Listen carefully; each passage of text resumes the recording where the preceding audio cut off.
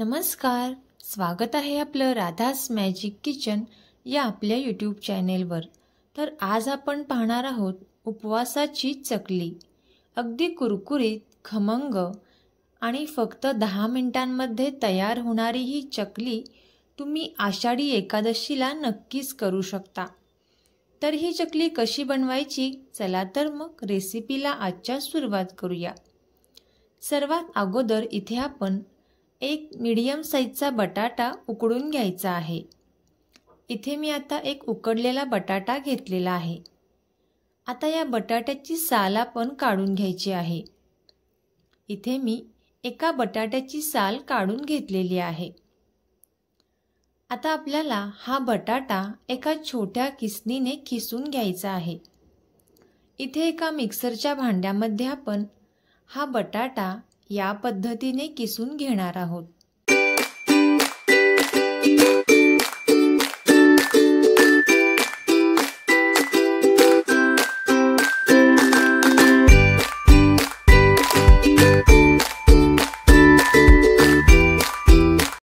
आता इथे आपण हा बटाटा किसून घेतलेला आहे। यामध्ये आपल्याला 1-2 चमचे पाणी घालायचं आहे।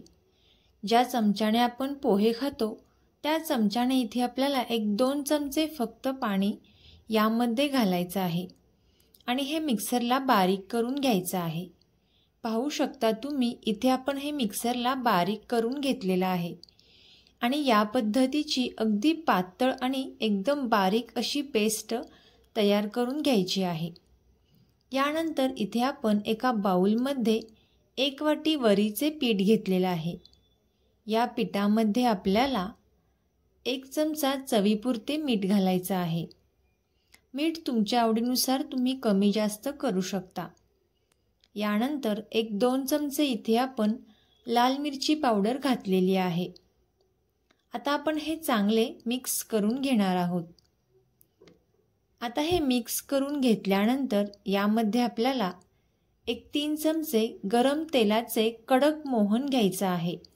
जो चमचा आपण पोहे खाण्यासाठी वापरतो त्या छोट्या चमच्याने इथे आपल्याला 3 चमचे आपण इथे हे तेल वापरायचं आहे। आता सुरुवातीला इथे आपण एका चमच्याने हे मोहन चांगले मिक्स करून घेणार आहोत।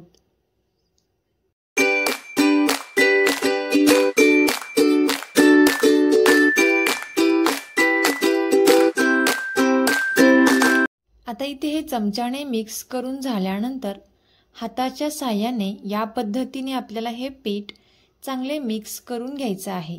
या पद्धतीचा पिठाचा जर गोळा तयार होत असेल तर याचाच अर्थ इथे आपले हे मोहन चांगले छान असे पिठाला बसलेले आहे। आता या पिठामध्ये आपल्याला आपण जी बटाट्याची पेस्ट बारीक करून घेतलेली आहे ती पेस्ट आपल्याला यामध्ये घालून घ्यायची आहे। आता इथे मी ही सर्व पेस्ट या पिठामध्ये घालून घेते।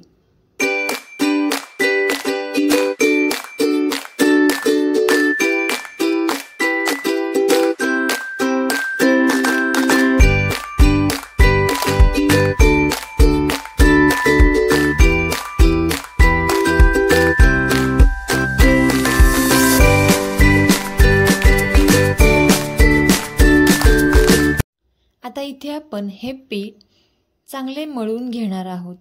या बटाट्याच्या पेस्टमध्ये आपल्याला हे पीठ चांगले मिक्स करून घ्यायचं आहे आणि याचा एक गोळा तयार करून घ्यायचा आहे। अगदीच जर गरज वाटल्यास तर अगदी थोडेसे कोमट पाणी यामध्ये आपल्याला घालायचं आहे। आता इथे मी या पिठाचा गोळा तयार करून घेते।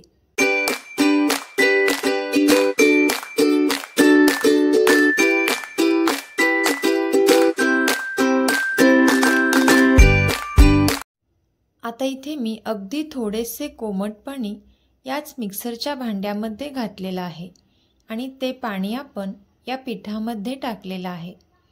आता आपण याचा एक गोळा तयार करून घेणार आहोत। खूप घट्टही नाही आणि खूप पातळही नाही, या पद्धतीने इथे आपल्याला हा गोळा तयार करून घ्यायचा आहे। पाहू शकता तुम्ही इथे आपण हा गोळा तयार करून घेतलेला आहे। आता हा गोळा आपण एका साईडला ठेवून देऊयात। यानंतर इथे आपल्याला चकलीचा साचा वापरायचा आहे। इथे आपण चकलीची प्लेट या साच्यामध्ये घालून घेतलेली आहे। यानंतर साच्याला आतून तेल लावून घ्यायचं आहे। इथे मी साच्याला आतून थोडेसे तेल लावून घेते। आता तेल लावून घेतल्यानंतर पिठाचा एक गोळा घ्यायचा आहे आणि या पद्धतीने हा गोळा तयार करून या साच्यामध्ये घालायचा आहे।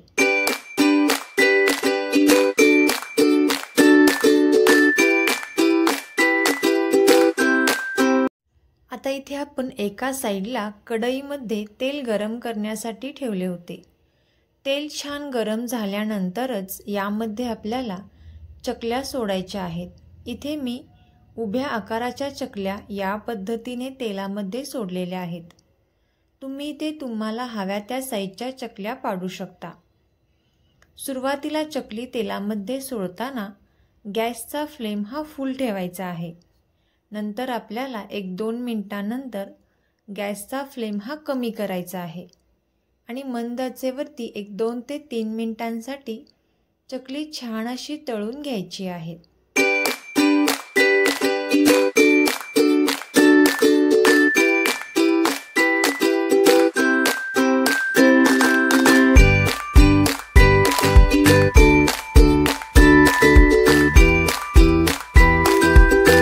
आता इथे 1-2 ते 3 मिनिटांनंतर या चकल्या आपण पलटी करून घेणार आहोत। अगदी हळुवारपणे इथे आपल्याला ही चकली या पद्धतीने पलटी करून घ्यायची आहे आणि 1-2 ते 3 मिनिटांसाठी दुसऱ्या बाजूने सुद्धा छान अशी तळून घ्यायची आहे। आता इथे आपण या चकल्या काढून घेणार आहोत आणि याच पद्धतीने आपण बाकीच्या सुद्धा सर्व इथे चकली तयार करून घेतलेली आहे। तर तुम्ही सुद्धा याच पद्धतीने नक्कीच उपवासाची कुरकुरीत चकली नक्की ट्राय करून पहा आणि व्हिडिओ आपल्या मित्रमैत्रिणींना नक्कीच शेअर करा।